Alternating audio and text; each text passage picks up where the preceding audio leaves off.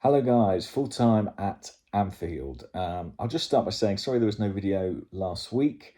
I was otherwise engaged. My wife gave birth to our first baby, um, which was incredibly exciting, but meant that I wasn't at the Arsenal game and not. I don't know what it would have been like if on the maternity ward at UCLH I'd suddenly gone sorry. I just need to do it on the whistle. Might have made for some interesting background action though, but nonetheless, I chose not to do it. And maybe there'll be games between now and the end of the season that I might be less available to do videos for. But I wasn't sure I was going to do one today, to be honest, because I sort of thought, I'm sort of in my little baby bubble. But it was such a crazy match that I felt like I needed to talk about it to somebody. Really weird. Arsenal drew 2-2 at Anfield. And listen, a point at Anfield, and we'll hear this a lot over the next few days, is never a bad point. But a point in any game where you're 2-0 up with half an hour or so played is disappointing. When you have that level of control in a game, you really should go on to win it. And that's something Mikel Arteta really will have impressed upon the team, the need to control the match. And we just did not. And controlling a match at Anfield is incredibly difficult. I'd say it's probably the most difficult away ground in the Premier League. Maybe even more so than the Etihad, simply because of the atmosphere, the history, the crowd. Our record there is atrocious, as you all know. Wow, and what a fantastic chance we had to end that record today. And yet, come away with a 2-2 draw, they come back into it. And because of the two saves Aaron Ramsdale makes in stoppage time, suddenly it feels like a point gained. And when you look at the stats, you look at the number of chances they created, the fact they had a penalty in this game, the way the match completely swung in their favour, Arsenal can say they were lucky to get away with a point. Partly luck, partly down to a superb goalkeeping performance.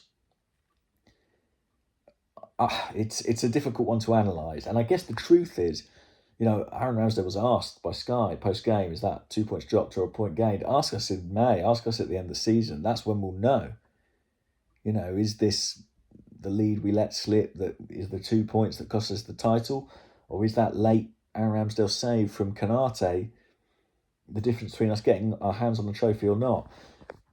There's a long way to go, far longer than I think I can cope with. And that game at the Etihad now looks particularly big. I mean, ultimately,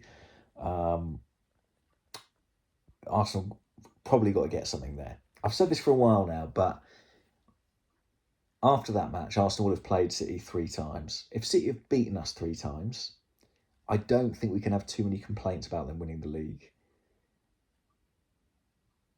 That's it. We've got to go there and get something.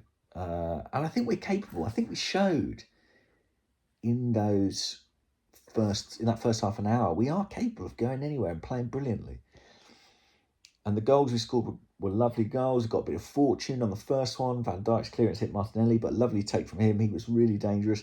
Second goal, characteristic of Liverpool's poor defending of late, but good stuff from Arsenal. Xhaka down the line. Martinelli cross Jesus header. It's so big, so important that he is back and scoring goals. Of course, Jesus scored at Easter. Come on, guys, he's back. But then it all swung. And if you listen to the Sky punditry, they'll tell you it swung on Granit Xhaka getting caught in a tussle with Trent Alexander-Arnold. I'm not sure I fully buy that. I just think if it was any other player, it wouldn't be a story. And Xhaka doesn't really do anything. He just kind of stands his ground. And to be honest, he's done that quite a lot this season at critical points in games and eaten up 30 seconds, a minute of time. And that may well have helped Arsenal get to half-time. Ultimately, it doesn't pan out that way. Liverpool go up the other end and score. I think, to be honest, it's got much more to do with Arsenal's defending and the fact that Ben White gets caught out of position, leaves Rob Holding one-on-one inside the box. I think it's got more to do with that than anything that Xhaka did at the other end of the pitch a couple of minutes before. But people love a narrative, people love a story. And Granit Xhaka, he's Hollywood, he's blockbuster, as we know. So 2-1 at half-time, probably more than Liverpool deserved, but what happened in the second half was just like one-way traffic for long periods. There were opportunities for Arsenal. I mean, Gabriel, wow, what a chance he had from a corner to make it 3-1 and settle the game, 84th minute, something like that. Even at 2-2, There was that breakaway. Gabriel Martinelli couldn't slide in Bukayo Saka. Felt like Saka was charging through the midfield. Scenes of Michael Thomas. It wasn't to be. Liverpool got their goals. Zinchenko beaten by Alexander-Arnold. Interesting battle between those two. They're both players where, attacking-wise, they're much better than defensively. And in that moment, Trent got one over Zinchenko. Good cross to the back post. Firmino heads in. Of course he does. Can't wait for him to leave Liverpool on a Bosman, that player. Always giving us problems. As soon as he came on, I knew we were in trouble. The penalty award, that's clumsy from Holding. I can understand it. Salah puts it wide. We might as well talk about Aaron Ramsdale now. I mean, on the penalty, if you look at Salah's recent penalty record, he often goes down the middle. Who knows if that was deliberate from Ramsdale, but he did seem to wait. Did seem to believe that might be the case. Whether that caused Salah to panic, whether it was just a poor penalty, I don't know, but he put it very wide of the corner. There was a one-on-one with Nunez. Again, not a great effort from the striker, but keeper was equal to it. The two saves in stoppage time are absolutely top class. One from Salah, which deflects, takes a nick off Gabriel, who, by the way, I thought was very good in large part today. If he was English, I think we talk about him in such different terms. Not us, but like the general football community. I think we'd hear words like warrior, leader. He'd be talked about as like a potential England captain. I think because he's Brazilian, maybe he doesn't get the same level of focus. Maybe he's not really a regular international either, and I think that might contribute to the way in which he's talked about and discussed. But I don't think many centre-halves were better in the league this season. I thought he was very good again today for long periods. Probably should have scored, but anyway. So Salah has a shot, takes a nick off the knee, and the save from Ramsdale is sensational.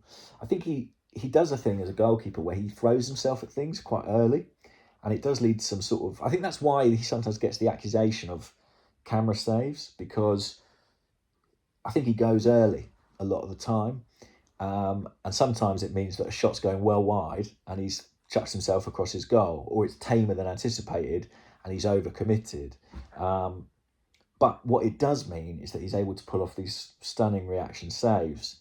And that this really was one. I mean, it was reminiscent a little bit of the save he made against Spurs in his first season at the club, which took a nick and went over his head. He made one from Jared Bowen against West Ham, very like this last season, maybe this season? Don't know. Great save.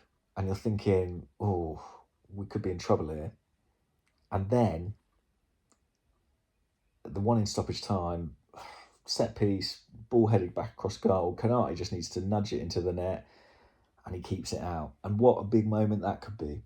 We could be talking about that as the moment.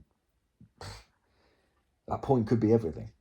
Maybe I'm just being a bit glass half full. I think the reason is that I always had this game down as a game Arsenal would lose. Now, 30 minutes in, I had it down as a game Arsenal should win. But I do think that point could be really valuable. The problem we've got is that City are going absolutely great guns, but I think they will drop points somewhere. I think Arsenal need to get something at the Etihad. And that seems sort of fair enough, really. Right. Imagine how tired I am. I've got a 1-week-old son called Rocky, by the way. He was born on the day Arsenal played Leeds, and they had the tribute to David Rocastle, so he was always going to be Rocky. His real name is Roscoe Ray, but Rocky, come on. Yeah, so imagine I've got that going on, and then I just watched the most exhausting, exhilarating 90 minutes you'll ever see. I think I'm going to, go back to caring for my child. All right, bye guys, take care.